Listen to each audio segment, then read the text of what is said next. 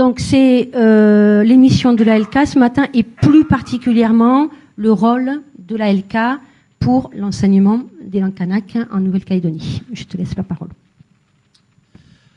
Merci. Bonjour à tous. Alors, est-ce que ça marche? Oui.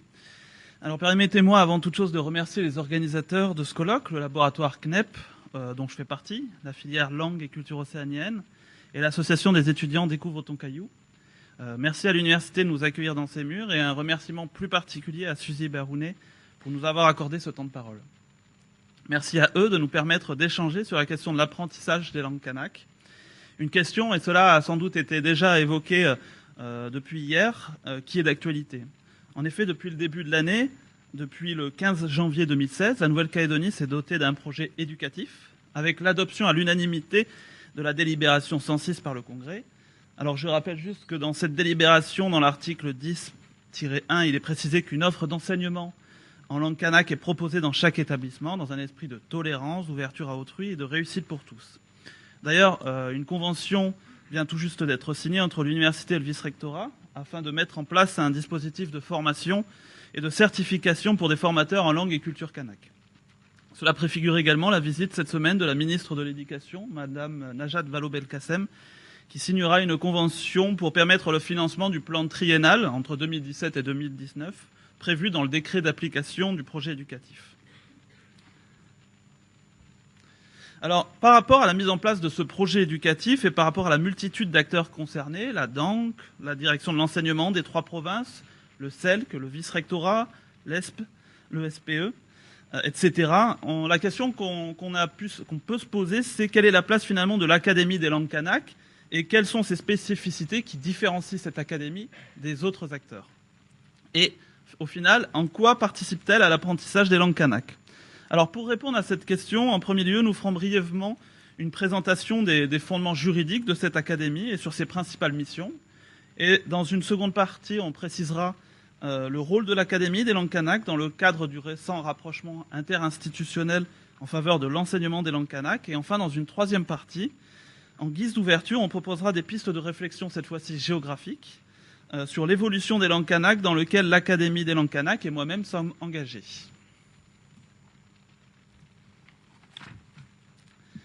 Alors, donc, tout d'abord, les missions et les enjeux de l'Académie des langues kanak. Alors, sur cette carte réalisée par l'Académie des langues kanak en début d'année, figurent les 8 aires coutumières et linguistiques, donc les zones des différentes langues. Et dans le tableau à gauche, je ne sais pas si on le voit distinctement, le nombre de locuteurs recensés par l'Institut des statistiques en 2014. Alors, le contexte linguistique, brièvement, c'est 68 345 locuteurs de langue kanak en 2014, selon le recensement de l'ISEE, soit un recul de 3% par rapport au précédent recensement de 2009, alors que, pour rappel, ce nombre de locuteurs avait progressé de 20% entre 2004 et 2009. Alors, évidemment, cette évaluation, qui est uniquement quantitative du nombre de locuteurs, est largement insuffisante et ne prend pas en compte les différents degrés, finalement, de maîtrise et d'échange de la langue, qui peut parfois être très dégradé sans que cela n'apparaisse dans ces statistiques. On pourra donc en rediscuter par rapport à la fiabilité de ces données. Il y a donc 8 aires linguistiques, 28 langues, 11 dialectes et 1 créole. Aujourd'hui, certaines langues, telles que le Sitché dans la région de Moindou, sont aujourd'hui fortement menacées de disparition faute de locuteurs.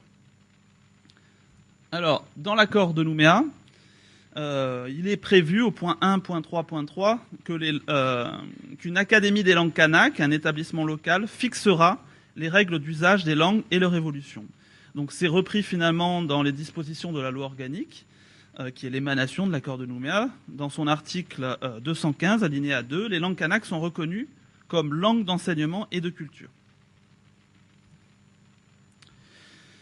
Donc, puis entre 2001 et 2007, il y a eu des comités de pilotage et des comités techniques qui ont abouti à la délibération en 2007 du Congrès de la Nouvelle-Calédonie par la création finalement de l'Académie des langues kanak. Donc c'est un établissement public de la Nouvelle-Calédonie dont les missions sont de fixer les règles d'usage et de concourir à la promotion et au développement de l'ensemble et dialectes kanak.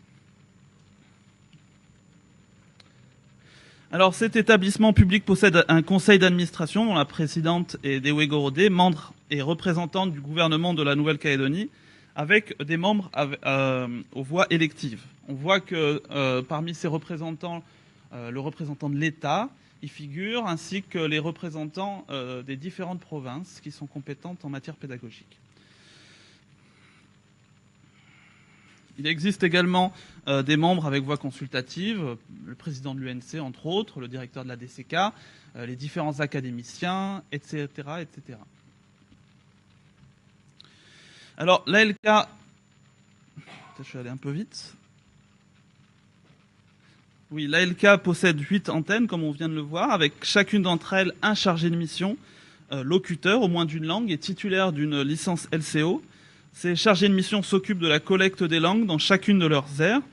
Et ces chargés de mission s'appuient sur un académicien qui est nommé par le Sénat coutumier et sur un linguiste de référence qui apporte finalement une caution scientifique à leurs travaux.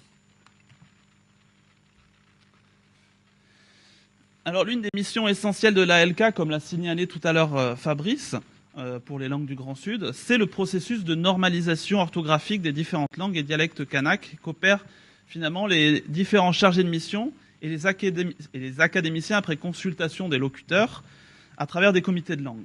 Donc leurs travaux consistent à dégager le système graphophonologique de chaque langue et quelques règles d'écriture dans un premier temps, et qui sont ensuite condensées finalement dans des ouvrages que l'on peut voir à l'écran.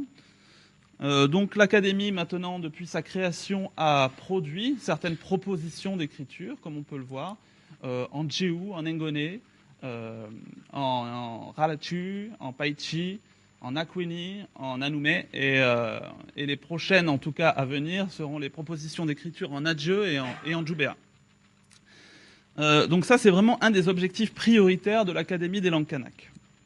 La seconde étape, qui est sans doute la plus compliquée dans cette normalisation de l'écriture, c'est la diffusion de ces propositions d'écriture à travers des stages d'alphabétisation dans les établissements scolaires. Il y a également d'autres publications en son nom ou en coédition d'ouvrages jeunesse, de dictionnaires bilingues, de dictionnaires linguistiques, de lexiques thématiques, de conférences scientifiques ou d'écrits scientifiques, etc., etc. Donc finalement, l'Académie des langues kanak participe à la diffusion, on va dire, d'une littérature en langue ou en français sur les langues. Alors, juste pour noter, jusqu'en 2015, l'Académie des langues kanak s'occupait de la conception, de la réalisation, de la correction des sujets de concours administratifs pour la DRH FPNC ou pour les professeurs des écoles à l'IUFM. Donc en 2016, après le désistement de l'Académie, c'est le CELC qui s'en est occupé. On voit également que l'Académie a noué des partenariats pour faire des traductions avec différents partenaires, avec le Sénat coutumier pour la traduction de la Charte des valeurs kanak ou avec des associations ou d'autres établissements publics. Alors, l'une des missions essentielles après cette normalisation de l'écriture, c'est de diffuser et d'assurer la promotion des langues kanak. L'une de ces missions de l'Académie consiste à occuper l'espace médiatique. En tant que géographe, ça me parle, à être visible et à être audible. Donc cela se matérialise par 5 types d'espaces à conquérir, on pourrait dire. L'espace radiophonique, celui des ondes, avec notamment NC Première. L'espace télévisuel, avec des films et des dessins animés auxquels l'Académie participe à la traduction. L'espace de la presse écrite. L'espace web, plateforme internet de l'ALK, puis du CDP. L'espace réel. L'Académie est régulièrement présente lors d'événements culturels, avec des partenariats divers, comme on l'a vu tout à l'heure, pour des traductions ou pour de la signalétique. Donc les missions de l'ALK sont multiples et sont toujours dans l'optique finalement de promouvoir et de diffuser les langues kanak pour finalement occuper l'espace. Alors juste pour donner quelques exemples, là il s'agit d'occuper l'espace réel donc à travers la participation à des événements en tant que participant ou en tant qu'organisateur. Festival des arts mélanésiens, festival Eralo qui s'est tenu à Marais, le Silo, la fête de la citoyenneté, etc., etc. Occuper également l'espace web avec, donc, je l'ai dit tout à l'heure, la mise en place d'un site web de l'Académie, et en 2010 également une plateforme qui a été mise en place sur le site du CDP, une plateforme pour les langues et cultures kanak, voilà, comme on peut le voir ici sur l'écran. Également occuper l'espace, on l'a dit, occuper l'espace médiatique des journaux et de la radio. Merci. Donc à travers des émissions, comme vous pouvez l'entendre souvent le matin, Terre de Parole et Juan Pala sur NC Première. On est également présent dans les Nouvelles-Calédoniennes depuis 2011 avec des petits encarts. On a également des chroniques dans le magazine Endemix qui est publié tous les mois. Encore un autre espace occupé, celui des films et des animations. Donc là, c'est les deux plus récents. Donc la traduction pour le film Oyem, La Vallée Sacrée, film réalisé par Jean-Louis de Villers, auquel on a participé à la traduction. Et Les Fables du Caillou par Bernard et Stéphane Berger, où on a produit des traductions dans les 8 langues des différentes aires linguistiques. Un autre objectif, et cela n'a pas été précisé, c'est l'activité quotidienne finalement de l'ALK, c'est les collectes sur les thématiques communes.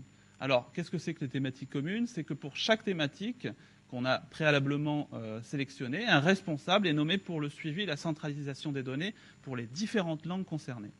Donc voilà la liste des différentes thématiques où on a impliqué un chargé de mission par thématique. Donc la question qu'on peut se poser avec ces collectes qui sont régulières, c'est comment valoriser finalement ces collectes et cette centralisation des données.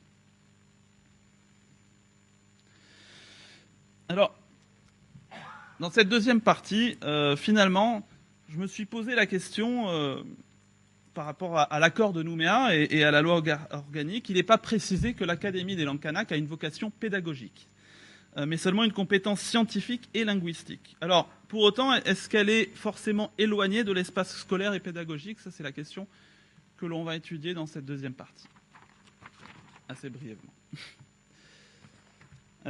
Il faut bien croire que non. Depuis sa création, l'Académie des langues kanak a cherché à nouer des partenariats avec les différents acteurs cités précédemment depuis plusieurs années, se heurtant, il faut le dire, assez souvent aux millefeuilles de compétences dans lesquelles les provinces ont du mal, en tout cas, ont leur propre politique éducative. Notons néanmoins que depuis maintenant quelques années, l'ALK a un partenariat privilégié avec la province Nord pour la création d'outils pédagogiques et linguistiques, notamment pour le Halatu. En 2016, depuis que j'ai rejoint l'Académie des langues kanak en tant que responsable scientifique, il me semble qu'il y a finalement une convergence des uns et des autres qui progressent. Et la valeur ajoutée de l'Académie des langues kanak dans ces partenariats, c'est sa compétence linguistique et non la compétence pédagogique, son réseau de chargés de mission et sa capacité à proposer des outils en langue pour les enseignants LCK. Alors, comme cela a été rappelé par Fabrice, une des questions essentielles pour l'enseignement des langues kanak, c'est les outils. Et depuis plusieurs mois, et dans le cadre d'un partenariat avec la direction de l'enseignement de la province Sud, dans le cadre d'une attribution d'une subvention, l'Académie a souhaité réunir plusieurs acteurs concernés par l'enseignement des langues kanak, donc la direction de l'enseignement de la province Sud, la DANC, le CELC, le vice-rectorat, etc., etc. Pour dans un premier temps déterminer comment valoriser des outils au profit des enseignants LCK dans le Grand Sud, et notamment dans l'aire Djoubéa-Kapoumé. En effet, dans la province Sud, et c'est un constat qu'on a pu le faire, la question des outils, elle est particulièrement prégnante. Pourquoi? Parce qu'on a constaté que chaque enseignant LCK proposait des outils personnels, individuels, qui n'avaient pas forcément fait l'objet d'une validation ni linguistique, ni scientifique, ni même pédagogique. Alors, dans un deuxième temps, l'idée, c'est de favoriser le rapprochement durable de ces différents acteurs afin de mutualiser les moyens, de mutualiser ces outils afin d'optimiser finalement l'enseignement des langues kanak. Alors, grâce à l'apport déterminant du CELC, de la DANC, de la DES, etc., on a réussi à déterminer deux choses. La première chose, c'est un inventaire de l'ensemble de ces outils. Je souligne ici le travail considérable du CELC et de M. Carteneau. Et un circuit de validation pédagogique et linguistique de ces outils. Voilà. Qui, en gros, passe par la grille de l'Académie des langues kanak pour la validation linguistique et par la grille, par un contrôle pédagogique par la DANC ou par les provinces. Alors, dans la continuité de cet esprit de rapprochement interinstitutionnel, finalement, ça rejoint un peu l'adoption du projet éducatif dans lequel un comité partenarial des LCK avait été mis en place sur un même modèle par la ministre Hélène Yekawé et le vice-recteur M. Ringard-Flamand. L'Académie des langues kanak a eu connaissance du projet de délibération relative à la charte d'application de ces orientations de politique éducative. Et dans le plan d'action triennal, entre 2007 et 2009, dans cette charte d'application, il est prévu de mettre en place une offre obligatoire d'enseignement des langues kanak dans le second degré, y compris en lycée professionnel. Alors, l'esprit de cette charte d'application, c'est d'assurer le continuum de l'enseignement des langues kanak du primaire au secondaire. Ce comité partenarial a vocation d'apporter un éclairage, des réflexions sur des thématiques telles que le programme, la certification et la qualification des enseignants et l'évaluation du programme. Alors, nous avions été sollicités par le Sénat coutumier pour connaître notre avis sur cette charte d'application. Et malgré quelques réserves, notamment sur le calendrier pour la certification, on a émis un avis favorable sur ce décret d'application. En résumé, malgré une compétence linguistique, l'ALK exerce une compétence pédagogique indirectement, en étant intégrée finalement au processus décisionnel et consultatif par rapport à ce projet de loi. Au même titre que les autres acteurs, elle participe également à un processus d'élaboration des outils en langue kanak.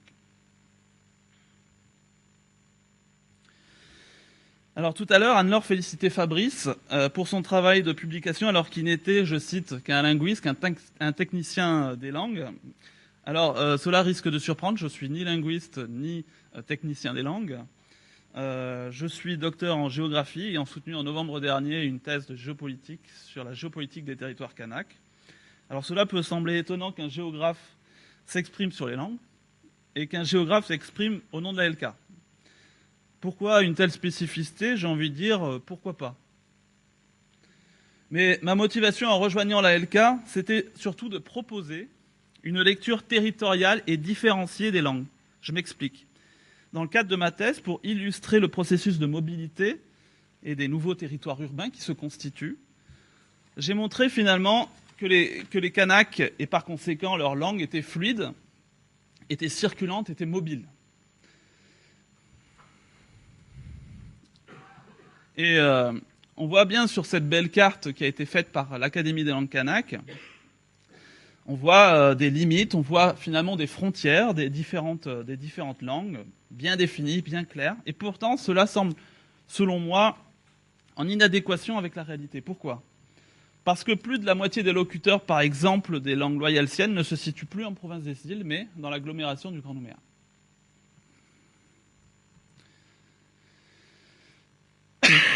Alors, pour étudier finalement cette fluidité, cette mobilité des langues kanak, je me suis appuyé sur les données par locuteur de l'ISEE, encore une fois, en 2009 et en 2014.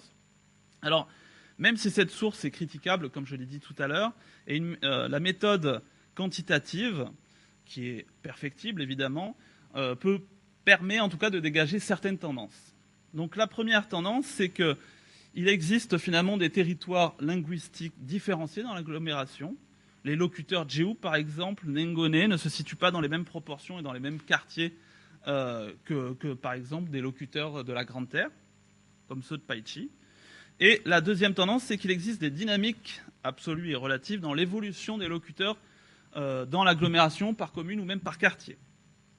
Et l'étude finalement territorialisée de ces dynamiques pourrait permettre finalement de mettre en adéquation les politiques d'enseignement linguistique et les zones où les langues progressent ou régressent. Ainsi, dans le cadre de cette vision dynamique finalement des langues, qui sort de la vision un peu essentialiste des aires coutumières, il semble intéressant de soumettre ces données, et je rejoins ici l'appel lancé par les conférencières de l'UNC sur les langues en ville, soumettre ces données finalement à l'analyse socio-linguistique, l'analyse anthropologique ou ethnomusicologique. Donc à travers plusieurs cartes, je vais peut-être, voilà.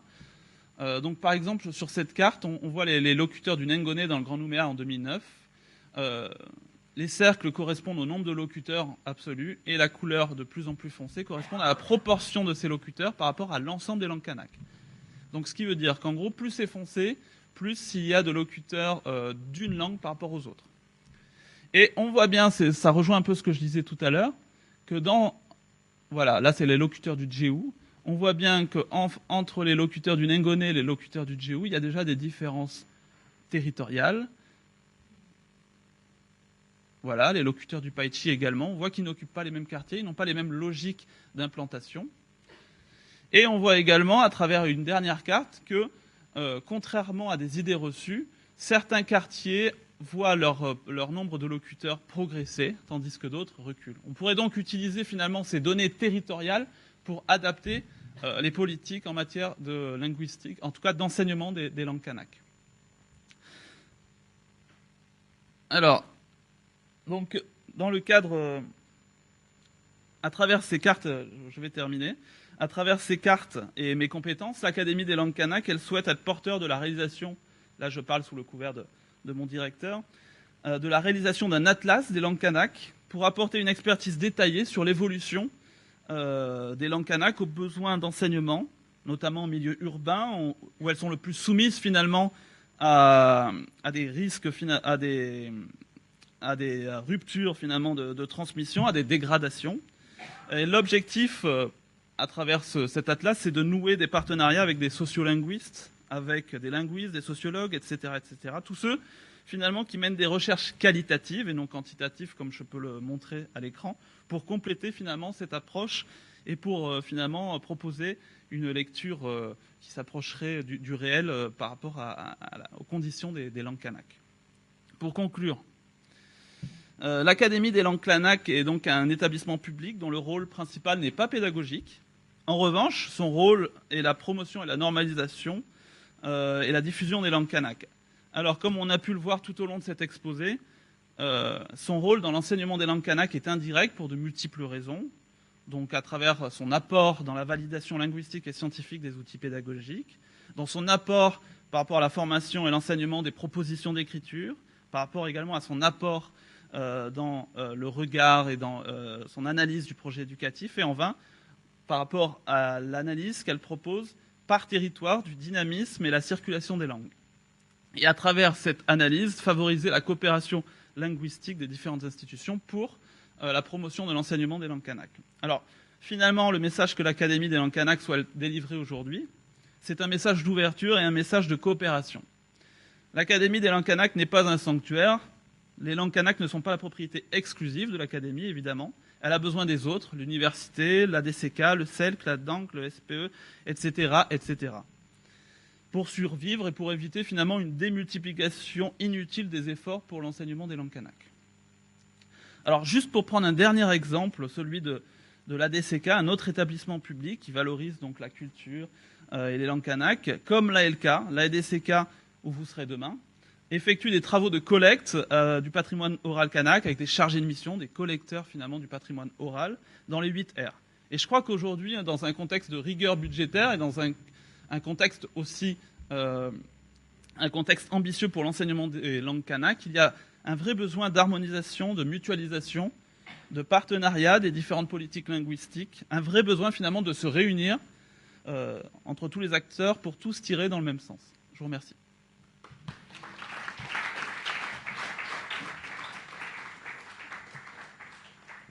Merci Pierre-Christophe pour cet exposé qui nous rappelle donc à la fois les missions de l'ALK et le message est donc d'ouverture aux autres institutions et de collaboration pédagogique et scientifique. Si je puis me permettre une ou deux petites remarques.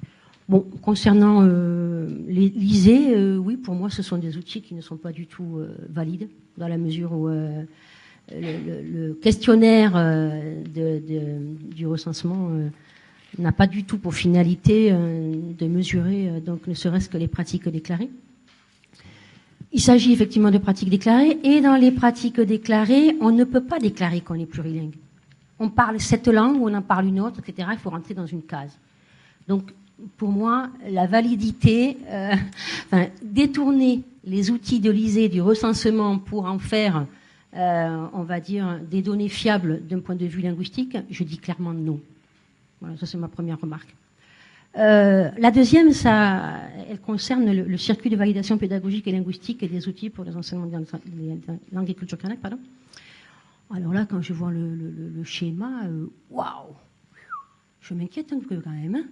Compte tenu des difficultés sur le terrain que vivent les enseignants de langue kanak, qu'a mentionné Claire ce matin, et l'insécurité professionnelle, je me dis, mais on ne peut pas leur faire confiance. Et si on les accompagne, c'est pas le travail d'accompagnement et de collaboration d'outils pédagogiques, on n'a pas besoin de validation. Si on travaille avec eux, les locuteurs, eux, les conseillers, des chercheurs, si on co-construit, on crée, comme a dit Gérard tout à l'heure. Là, j'ai un peu peur que si on fait ça, finalement, c'est quoi? Alors, c'est les enseignants qui créeraient, ou c'est l'institution qui crée les outils, qui, une fois validés, demande aux enseignants de les appliquer? On retombe dans une école de reproduction. On retombe dans l'utilisation de savoir de papier, n'est-ce pas, Gérard? Voilà. Bon, la question de la validation des outils des manuels, certes, les manuels, pour ce qui est du français, d'enseignement des mathématiques en français, l'histoire-géographie en français, etc., etc., il y a une validation au moins de l'inspection en France, au minimum. Voilà. C'est forcément des enseignants, il y a une validation de l'inspection, mais il n'y a pas de validation scientifique. Voilà. Moi, si on me demande mon avis personnellement sur l'utilisation des manuels de lecture de la côte Est, ça fait 15 ans que je dis qu'on construit l'illettrisme de la côte Est. Les outils qu'on utilise, Léo et Léa, et là le dernier manuel qu'on utilise, mais c'est catastrophique quand on connaît bien le contexte d'un point de vue sociolinguistique, sociodidactique, etc.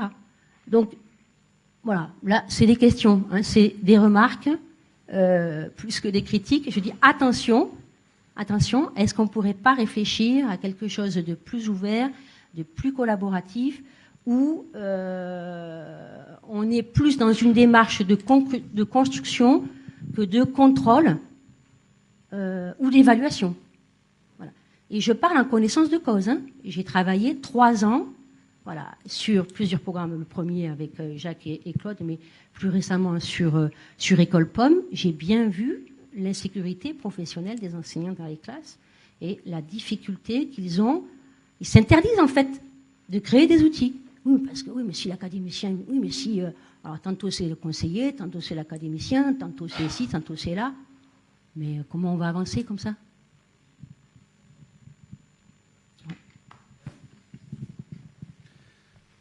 Merci Véro pour tes différentes remarques. Alors déjà pour la première remarque sur la fiabilité des données ISEE, je crois que je l'ai suffisamment répété, c'est quelque chose qui est extrêmement critiquable par rapport à la validité des données.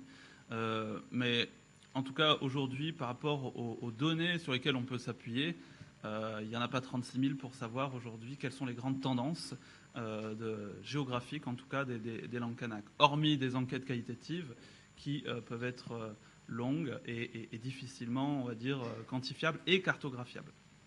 Donc, évidemment, je suis le premier à remettre en question la fiabilité de ces données-là, mais je pense que, contrairement à ce que tu penses, on peut utiliser ces données pour avoir des idées, en tout cas, sur les tendances, en tout cas générales des langues dans les différents quartiers. Pas que ça soit avec une fiabilité absolue, mais en tout cas qu'on puisse voir une évolution de ces données-là. C'est la raison pour laquelle je disais tout à l'heure que par rapport à cette approche quantitative qui est forcément critiquable, j'appelais aujourd'hui à soumettre finalement cette analyse quantitative à l'analyse qualitative que vous proposez pour qu'on puisse essayer de rendre un peu complémentaires ces deux approches, tout en ayant conscience finalement des biais de l'une de ces approches par rapport à l'autre. Par rapport au circuit de validation scientifique que j'ai proposé, alors évidemment que ce n'est pas quelque chose que l'on veut mettre en place, qu'on veut généraliser. C'est juste, peut-être que je ne l'ai pas suffisamment précisé, mais c'est le fruit de cette utilisation d'une subvention qui nous a été accordée par la province et dans laquelle on réfléchissait finalement à comment utiliser les différents outils qui avaient été proposés en province sud pour qu'ensuite on puisse les diffuser en ayant une certaine cohérence, une certaine, pas professionnalisation, mais quelque chose qui tienne un peu la route. Nous, aujourd'hui, le principal des problèmes par rapport à l'enseignement des langues kanak avec ces différents outils, c'est que les enseignants, en règle générale, n'ont pas connaissance de nos propositions d'écriture et ont des normes de graphie qui datent encore de l'époque évangélique ou tout ça. Donc, notre objectif aussi, c'est de diffuser ces propositions d'écriture avec ce processus qui peut sembler un peu rigoureux ou quoi que ce soit. Mais en tout cas, on aimerait en tout cas pouvoir diffuser nos propositions d'écriture à travers ce système-là. Je suis également le premier à dire qu'il y a une insécurité linguistique pour les enseignants en langue kanak. Moi, ce que j'ai dit tout à l'heure, c'est que justement, quand on a demandé aux différents enseignants en langue kanak de la province sud sur les outils, sur la nature des outils qu'ils utilisaient, c'est essentiellement ce qu'ils produisent eux-mêmes. Je ne dis pas que c'est pas bien, je ne dis pas que c'est mal, mais à un moment donné, je pense que pour essayer de diffuser nos propositions d'écriture et pour essayer de faire avancer, pour faire vivre un peu la langue et pour donner peut-être des fois un peu plus de contenu, je crois que on peut également penser à essayer d'apporter cette validation, entre guillemets, même si le terme est un peu fort, linguistique. Dernière chose, c'est que je pense qu'aujourd'hui, le plus gros souci, c'est le manque de communication entre les différentes provinces en matière d'enseignement des langues kanak. On l'a vu, la province Nord est par exemple très en avance par exemple à la province Sud par rapport à l'enseignement des langues, notamment pour le Ralachu, pour le Ladje, où ils ont déjà des outils, des manuels, alors que de l'autre côté, finalement, par exemple en province Sud, pour le Hadje ou pour le Ralachu, on n'utilise pas ces outils. Il n'y a pas de communication, en tout cas, sauf, on va dire, informelle entre les différents enseignants, tout ça. Mais là, je crois que le plus gros problème, c'est finalement le manque d'échanges des provinces qui protègent finalement, enfin, c'est mon analyse personnelle, ça n'engage que moi, leur précaré en matière d'enseignement des langues kanak. Donc, moi, ce que je proposais, c'était finalement ouvrir à un dialogue plus interinstitutionnel, et c'est ce qu'on fait, en tout cas, dans le comité partenarial pour l'enseignement des langues kanak. Donc voilà, j'espère que j'ai pu répondre à certaines de tes remarques, même si j'imagine qu'elles ne te satisfassent pas totalement.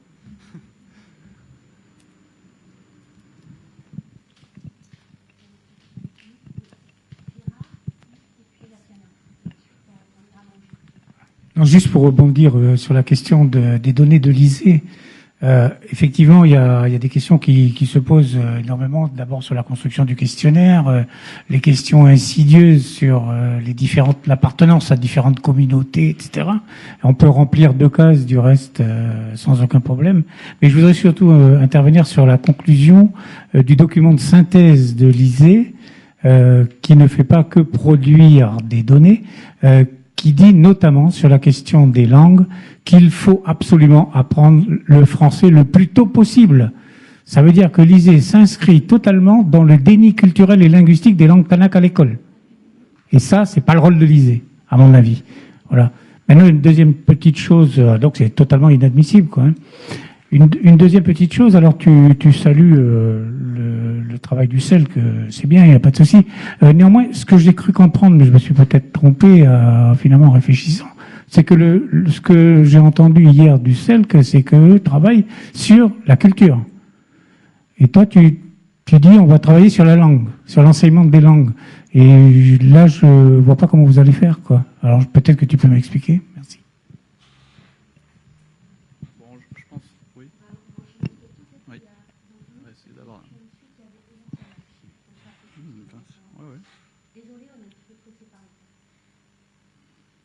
Alors j'ai une question sur le but d'occuper l'espace et de rendre les langues kanak plus audibles et plus visibles dans la Nouvelle-Calédonie. Parce que parmi les 5 espaces que vous avez mentionnés, j'ai pas vu ce qu'on appelle en anglais le linguistic landscape, c'est-à-dire le paysage linguistique, la signalétique dans les bâtiments, dans les rues et tout ça. Et je pense que ça peut jouer un rôle très important pour rendre plus visible à tous les citoyens, en dehors des écoles, en dehors des canaux spécialisés, les langues kanak. Et est-ce qu'il y a une raison pour ne pas inclure ce paysage-là dans les stratégies?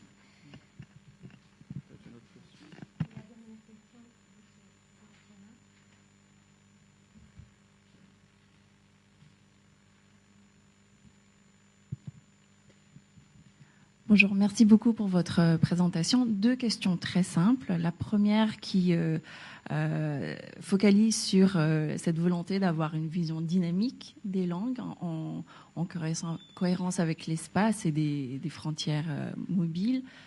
Comment concilier justement cette vision dynamique de la langue avec la normalisation qui est une façon de figer dans le sens où on est obligé de sélectionner parmi les variétés qui existent, on est obligé de faire des choix et de se contenter d'une vision, d'une traduction pour le moins déterminée de la langue. Donc voilà, c'est une problématique qui est commune à tous ceux qui entreprennent la normalisation. Peut-être qu'il y a une réponse spécifique au territoire ici. Et la deuxième question, tout aussi simple, ce que vous entendez par dégradation et rupture.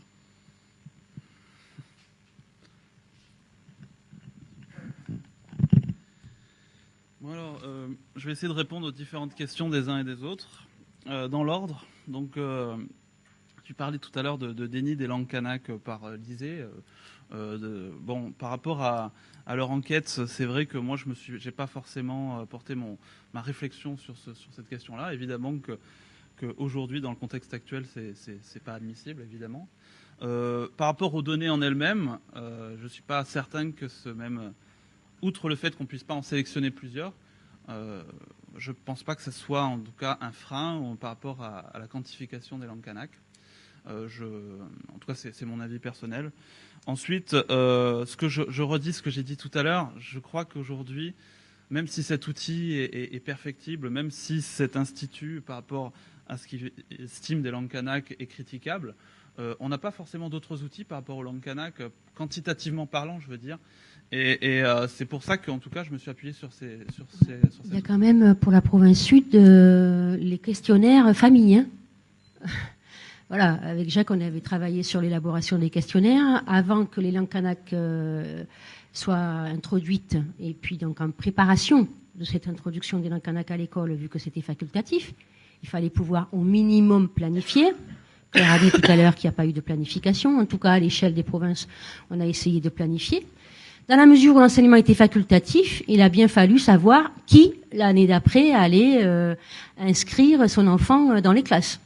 Voilà. Donc, du point de vue de tous les quartiers de Nouméa, et aujourd'hui du Grand Nouméa, il y a un travail qui est fait par la province sud, à travers des questionnaires, voilà, qui montrent bien la volonté. Alors, ça montre pas forcément quelle langue est pratiquée, hein. On est bien d'accord. Parce que ça peut être plein d'autres langues.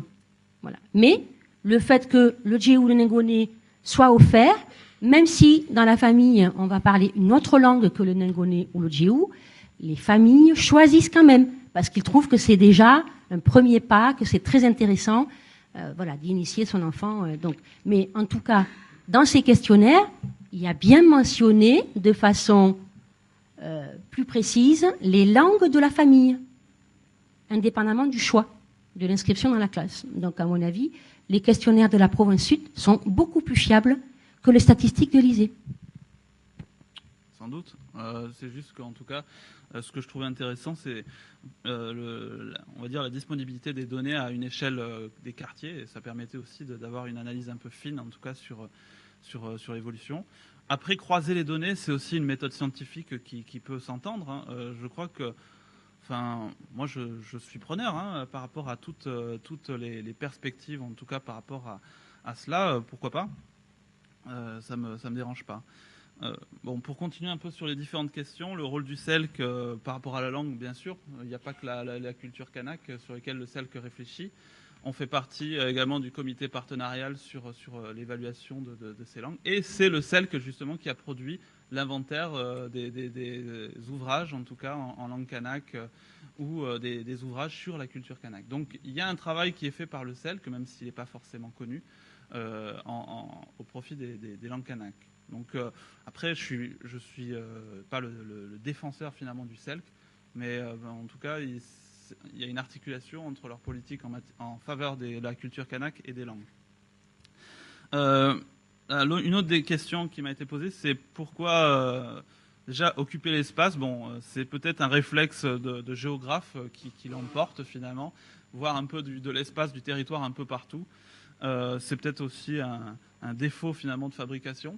Dans un moment donné, je parlais d'espace réel. Occuper l'espace réel, ça passe aussi par la signalétique. Ce que j'observe, c'est que de plus en plus, en province nord, en province sud, et dans les autres provinces, on a de plus en plus d'institutions, d'établissements publics qui nous contactent pour de la signalétique en langue kanak. Donc, c'est encore, on va dire, assez, limité, mais ça, en tout cas, ça progresse. Comment combiner la vision dynamique que je propose à travers les mobilités des langues et l'aspect un peu, on va dire, figé de la proposition d'écriture? Je crois que c'est pas incompatible. C'est juste que cette vision dynamique, c'est avant tout une vision de circulation des langues. L'aspect des propositions d'écriture, ça ne reste qu'une proposition d'écriture, permet finalement pas de figer la langue, mais plutôt d'en proposer différentes propositions d'écriture jusqu'où on est arrivé aujourd'hui, et pour pouvoir permettre à certaines langues de s'appuyer justement sur ces propositions d'écriture. Mais en diffusant ces propositions d'écriture, notre volonté, c'est pas de figer la langue, au contraire, c'est de lui permettre de s'appuyer sur un outil qui lui permette d'avancer et non pas de rester figé à des standards d'écriture évangélistes ou tout ça. Pour la dégradation des langues, donc là, moi personnellement, je suis pas sociolinguiste ou quoi que ce soit. C'est juste qu'en milieu urbain, ce que l'on peut observer, c'est qu'il y a des ruptures de transmission. Là, je n'invente rien, c'est ce qu'on peut entendre par les sociolinguistes et tout ça. Des ruptures de transmission, des dégradations, c'est-à-dire... Non, on n'utilise pas le terme de dégradation. Bon. C'est un terme qui pose problème. Voilà. Voilà. Ouais, une toute dernière alors, parce que nous avons déjà une demi-heure de retard sur le programme de la journée. C'est juste, je ne suis pas un spécialiste des langues. Je veux dire, par rapport à la question de la normalisation que vous disiez tout à l'heure, qui peut, voilà. Moi, c'est concernant la consistance de la connaissance sur les langues. Est-ce qu'il y a une approche historique du mode de processus de formation des langues? Je pense que cet aspect, je pense que c'est important d'avoir des outils de validation de l'apprentissage des langues, et que cette question de la normalisation qui a tendance à, on va dire, à freiner cette diversité qui est laissée aux chercheurs. Je pense que l'approche historique, je vais dire, des connaissances de la formation des langues, je pense que ça peut permettre de nuancer un peu ces aspects de normalisation. Je n'y connais rien. Excusez-moi, je vais dire par exemple le djirou, je sais qu'il y a une grande influence de la religion. Le passé de l'oralité à l'écriture. La religion, voilà. Bon, sans être un vrai spécialiste, mais je pense que ce processus de connaissance de la manière dont la langue, on va dire, est passée à l'écriture, et aussi sa dynamique spatiale. Ici, on a 28, par exemple, chez les Inuits, ils sont sur 1 million, ils sont sur une grande espace, mais il n'y a qu'une seule langue, par exemple. Et ils sont nomades. Nous, ici, voilà. Pourquoi il y a autant de spécificités, des analyses comparatives qui permettent de saisir pourquoi cette Voilà. Ouais. Et que par rapport à cette question de normaliser ça peut aider à apprendre les langues, mais en même temps, ça peut aussi, l'aspect historique, permet de nuancer cette normalisation. Tout à fait. Voilà.